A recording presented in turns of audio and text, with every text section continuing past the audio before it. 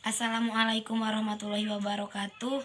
Saya Ismi Aisatul Fatimah dengan NIM 12120202123 dari kelas PAI 1D akan menyampaikan kembali apa saja materi yang telah teman saya sampaikan dari pertemuan 2 sampai dengan pertemuan 7. Yang pertama, bangsa Arab pra-Islam. Para sejarawan membagi bangsa Arab menjadi 3 golongan. Yang pertama, bangsa Badi'ah. Bangsa Badi'ah merupakan nenek moyang bangsa Arab yang jejak sejarahnya sudah hilang di telan zaman. Sehingga tidak ada yang tahu. Di antara yang dimaksud oleh bangsa Arab Badi'ah adalah kaum As, kaum Samud, kaum Tusam, dan Jurhum Pratama. Yang kedua, bangsa Arab Aribah. Bangsa Arab Aribah merupakan keturunan Saba. Nama aslinya adalah Abdus Syam bin Yasjub bin Ya'rib bin Qoton. Dinamakan Saba karena dia gemar berperang melawan musuh. Yang ketiga, bangsa Arab Musta'robah. Bangsa Arab Musta'robah pertama adalah kaum Nabi Ismail alaihissalam. Mereka mendalami kawasan Hajaz, tidak berbahasa Arab asli, melainkan mereka memakai bahasa Ibrani atau Suryani dalam kehidupan sehari-hari. Sistem politik dan pemerintahan bangsa Arab pra-Islam. Yang pertama, kondisi politik. Bangsa Arab pra-Islam hidup bersuku-suku atau kabilah-kabilah. Kabilah adalah sebuah pemerintahan kecil yang asas eksistensi politiknya adalah kesatuan fanatisme. Anggota kabilah harus menurut kepada keputusan pemimpin kabilah kekuasaan yang berlaku pada saat itu. Yang kedua, kondisi masyarakat bangsa Arab pra-Islam. Di kalangan bangsa Arab memiliki beberapa kelas. Yang pertama, kelas bangsawan. Kelas ini sangat diprioritaskan dan diunggulkan. Jika seseorang ingin dipuji dan menjadi terpandang di mata bangsa Arab, maka mereka harus banyak dibicarakan oleh kaum wanita karena apapun yang terjadi pada masa itu tergantung kemauan wanita, tetapi tetap lelaki dianggap sebagai pemimpin dan tidak boleh dibantah. Jika ada hubungan lelaki dan wanita harus melalui persetujuan wali wanita tersebut. Ini merupakan aturan dari bangsa-bangsawan, sedangkan kelas masyarakat lainnya berbeda-beda dan mempunyai kebebasan hubungan antara lelaki dan para wanita. Dan laki-laki bisa bebas bergaul, bahkan untuk berhubungan yang lebih dalam hal ini mereka tidak dipermasalahkan. Yang ketiga, sistem kepercayaan dan kebudayaan. Kepercayaan bangsa Arab sebelum lahirnya Islam mayoritas mengikuti dakwah Nabi Ismail alaihissalam, yaitu menyeru kepada agama bapaknya Ibrahim alaihissalam, yang intinya menyeru menyembah Allah, mengesahkannya dan memeluk agamanya, hingga muncullah Amr bin Lu'ay, pemimpin Bani Huza'ah. Beliau melakukan perjalanan ke Syam dan melihat bangsa di Syam itu sedang menyembah berhala yang menurutnya baik dan benar, karena Syam itu tempat para nabi dan kitab-kitab. Lalu beliau membawa berhala tersebut ke Mekah dan disimpannya di dekat Ka'bah sehingga seluruh masyarakat Arab menyembah berhala tersebut. Yang kedua, peradaban periode Mekah dan Madinah. Peradaban Islam di periode Mekah menceritakan tentang Nabi Muhammad SAW dan diangkatnya beliau sebagai nabi. Nama asli beliau adalah Muhammad ibnu Abdillah ibnu Abdul Muthalib. Nabi Muhammad SAW dilahirkan pada hari Senin tanggal 12 Rabiul Awal pada tahun Gajah. Sebagian ulama berpendapat bahwa bertepatan dengan bulan April tahun 571 Masehi. Beliau dilahirkan secara yatim piatu. Ayah beliau meninggal saat beliau masih ada di dalam kandungan ibunya. Ibu beliau bernama Siti Aminah binti Wahab, dan setelah lahir beliau disusui oleh seorang perempuan dari Bani Sa'ad bin Abu Bakar bernama Halimah binti Abi Zu'aib Abdillah bin Al-Haris. Di saat beliau berusia 6 tahun, wafatlah ibu beliau, hingga kemudian beliau diasuh oleh kakeknya yaitu Abdul Muthalib. Setelah kakeknya meninggal, beliau diasuh oleh pamannya yaitu Abu Thalib hingga usianya mencapai 25 tahun. pada saat beliau berumur 25 tahun, beliau memutuskan untuk menikah dengan Khadijah, seorang janda kaya. Hal ini terjadi karena ketertarikan Khadijah kepada Muhammad yang jujur dan cakap. Nabi Muhammad tidak pernah menikah lagi sehingga Khadijah wafat. Dari pernikahan inilah lahir semua anak beliau kecuali Ibrahim yang merupakan hasil pernikahannya dengan Maria Kibtiyah. Ketika usia beliau 40 tahun, pada tanggal 17 Ramadan tahun 611 Masehi, malaikat Jibril mendatanginya menyampaikan wahyu Allah yang pertama, yakni surat Al-A'laq ayat 1-5. Berarti secara simbolis Muhammad telah dilantik sebagai nabi akhir zaman. Misi Rasulullah sebagai pembawa wahyu dari Allah mencakup misi duniawi dan akhirat. Artinya, Rasulullah bertugas menata masyarakat dari sisi moral dan bertugas merubah kondisi masyarakat Arab. Dengan misi tersebut, maka sosok Nabi Muhammad dikenal sebagai seorang nabi dan sekaligus negarawan. Peradaban dan pemikiran Islam di Mekah, tahap-tahap dakwah yang dijalankan Rasulullah ada beberapa tahap. Yang pertama, dakwah secara sirriyah atau secara sembunyi-sembunyi. Permulaan dakwah keislaman Nabi Muhammad SAW ini dengan mengajak orang-orang terdekat yang beliau kenal dan mereka juga mengenal beliau seperti keluarga atau para sahabat.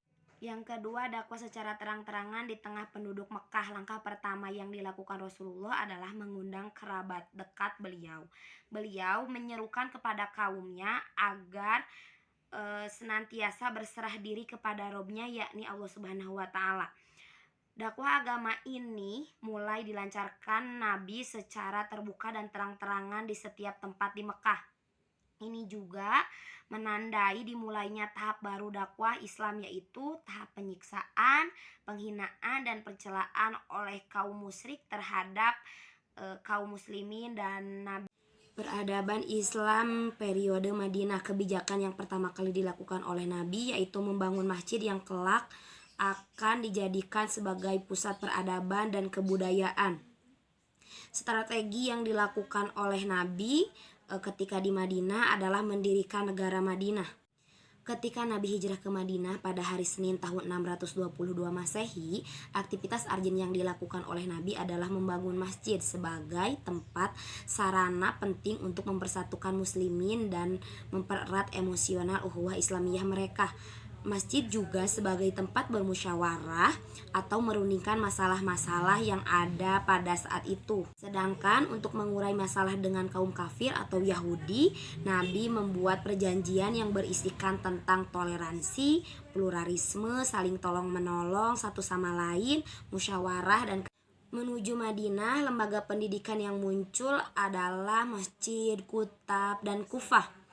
Mengajar keterampilan membaca dan menulis dilakukan oleh guru-guru yang mengajar secara sukarela di Madinah tersebut agar masyarakat Madinah dapat membaca dan menulis dengan baik, dan Islam berkembang dengan baik di Madinah. Yang ketiga, peradaban Islam pada masa Khalifah Abu Bakar. Nama lengkapnya adalah Abdullah bin Utsman bin Amir bin Ammar bin Ka'ab bin Sa'ad. Beliau dijuluki As-Siddiq karena beliau adalah lelaki pertama yang membenarkan atau beriman kepada Nabi Muhammad SAW.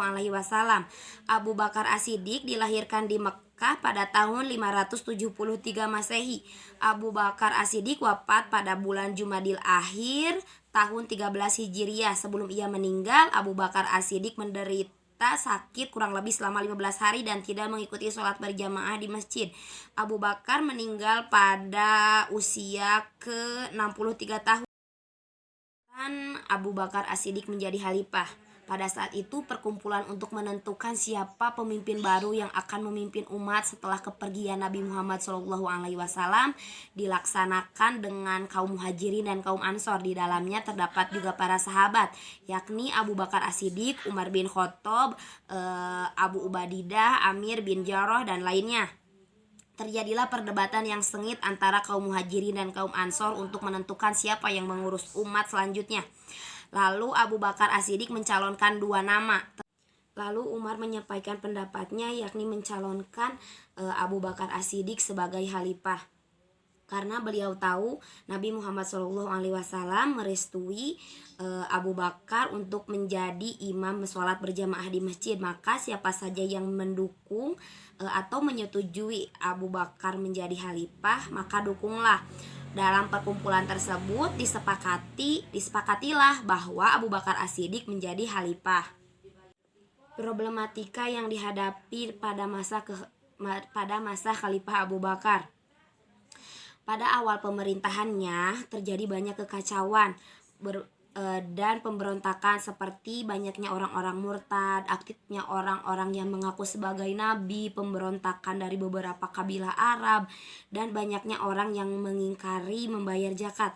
Munculnya orang-orang yang murtad disebabkan keyakinan mereka terhadap ajaran Islam belum begitu kuat, dan wafatnya Nabi Muhammad SAW menggoyahkan keimanan mereka. Ada beberapa prestasi yang pada saat kekhalifahan Abu Bakar. Yang pertama, menempas dan memerangi orang yang murtad. Yang kedua, melakukan kodifikasi Al-Quran. Yang ketiga, memperluas wilayah kekuasaan Islam. Beberapa sikap yang bisa kita teladani dari Khalifah Abu Bakar, yakni jujur, ikhlas, dermawan, rendah hati, dan masih banyak lagi.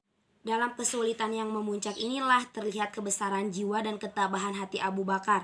Beliau akan memerangi semua golongan yang telah menyeleweng dari kebenaran, kecuali mereka yang kembali kepada kebenaran, meskipun beliau harus gugur dan memperjuangkan kemuliaan agama Allah. Yang keempat, peradaban Islam pada masa Umar bin Khattab. Yang pertama adalah biografi dari Umar bin Khattab. Nama lengkap beliau adalah Umar bin Khattab ibnu Nufail ibnu Abdul Uzza. Beliau dilahirkan pada tahun 528 Masehi. Ibunya bernama Hantamah bin Hashim. Nasab Umar bertemu dengan Nabi, yakni pada Ka'ab bin Lu'ay. Umar berasal dari kalangan keluarga terpandang, suku Adi yang termasuk rumpun Quraisy. Umar memiliki kecerdasan yang sangat luar biasa. Bahkan bisa dikatakan beliau mampu memperkirakan hal-hal yang akan terjadi di masa yang akan datang. Ia menikah dengan beberapa perempuan. Ia memiliki 12 anak, yakni 8 anak laki-laki dan 4 anak perempuan. Umat Islam bersuka cita saat menyambut Umar bin Khattab masuk Islam. Karena pada saat itu umat muslim tidak bisa melaksanakan sholat berjamaah di Ka'bah, dan pada saat Umar bin Khattab masuk Islam, umat muslim kembali bisa menjalankan sholat berjamaah di Ka'bah karena Umar bin Khattab memerangi kaum Quraisy sampai bisa sholat di Ka'bah kembali. Abdullah bin Mas'ud menyampaikan, Islamnya Umar bin Khattab itu adalah penaklukan, sebuah kemenangan dan sebagai rahmat. Pada masa pemerintahan Umar bin Khattab, Islam mengalami kemajuan yang sangat pesat. Islam mengambil alih Mesopotamia dan sebagian Persia dari tangan dinasti Sasani dari Persia, yang mengakhiri masa kekaisaran Sasanid serta mengambil alih Mesir, Palestina, Syria, Afrika Utara, Armenia dari kekuasaan Kekaisaran Romawi. Sejarah mencatat banyak pertempuran yang terjadi pada saat pemerintahan Umar bin Khattab. Sejarah mencatat banyak pertempuran yang menjadi awal penaklukan ini. Pada pertempuran Yarmuk yang terjadi di Damaskus pada tahun 636, jenderal pasukan Islam yakni Sa'ad bin Abi Waqqas mengalahkan pasukan Sasanid dan berhasil membunuh jenderal Persia yang terkenal yakni Rustam Faharujad pada tahun 637. Karakteristik Umar bin Khattab pada saat memimpin umat Islam, yang pertama adalah beliau sangat mengutamakan keadilan, selalu amanah, hidup bersahaja. Yang kelima adalah masa pemerintahan Utsman bin Affan. Nama lengkapnya yakni Utsman bin Affan bin Abu al-Ash bin Umayyah bin Abdi Syam bin Abdi Manaf bin Qusay bin Kilab. Beliau dilahirkan pada tahun 574 Masehi atau tahun 4 Hijriah. Utsman lahir dari keluarga saudagar yang sangat kaya raya.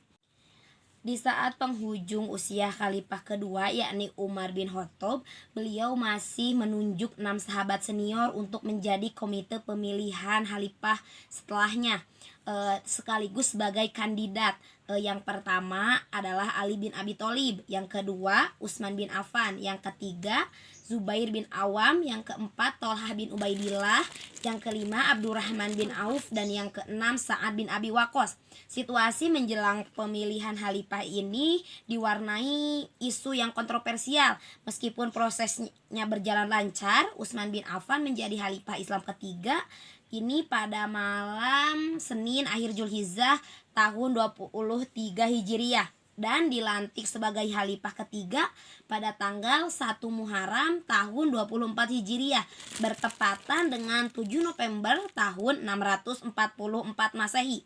Saat itu usianya sudah mencapai 68 tahun menurut tahun miladiah dan 70 tahun menurut kalender Hijriah. Banyak prestasi dan kemajuan umat Islam di bawah kekhalifahan Utsman bin Affan. Yang diantaranya adalah Utsman membentuk armada angkatan laut wilayah yang berhasil dikuasainya antara lain Afrika. Di Afrika itu ada Barkoh, Tripoli Barat, bagian selatan negeri Nubah. Di Asia ada Armenia, Tabaristan, Amudarya, dan negeri-negeri Baikha. Di Eropa ada Siprus. Ia membagi kekuasaan Islam menjadi 10 provinsi dengan masing-masing amir atau gubernur. Di bawah kepemimpinan Utsman bin Affan, umat Islam mengalami era paling makmur dan sejahtera. Yang keenam adalah peradaban Islam pada masa Khalifah Ali bin Abi Thalib. Nama lengkapnya adalah Ali bin Abi Thalib bin Abdul Muthalib bin Hasyim bin Abdi Manaf bin Al-Hashim Al-Quraisy. Ibunya bernama Fatimah binti Asyad bin Hasyim bin Abdul Manaf. Beliau lahir pada tahun 21 sebelum Hijriah atau 603 Masehi. Sewaktu ia lahir, ia diberi nama Haidarah oleh ibunya, kemudian diganti oleh ayahnya dengan Ali. Ia terkenal sebagai orang yang berani, dermawan, berbudi luhur, sederhana, terbuka, tulus hati, dan lapang dada. Selama hidupnya, Ali menikah dengan 9 wanita dan mempunyai 19 orang putra dan putri.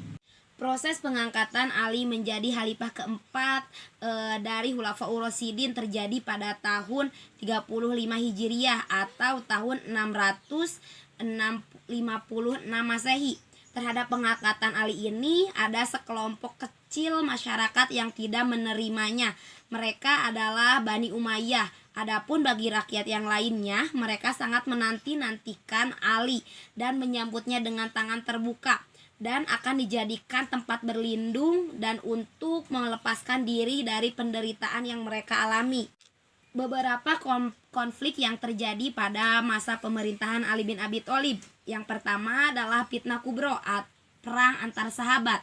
Perang saudara yang terjadi pada masa Ali yang tercatat dalam lembaran hitam sejarah Islam adalah Perang Berunta Waqiatul Jamal pada tahun 36 Hijriah atau tahun 657 Masehi dan Perang Siffin.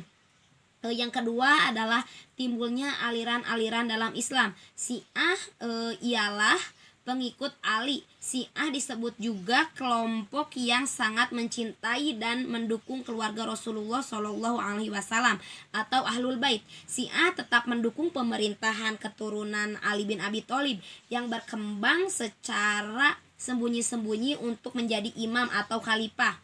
Yang kedua, Khawarij.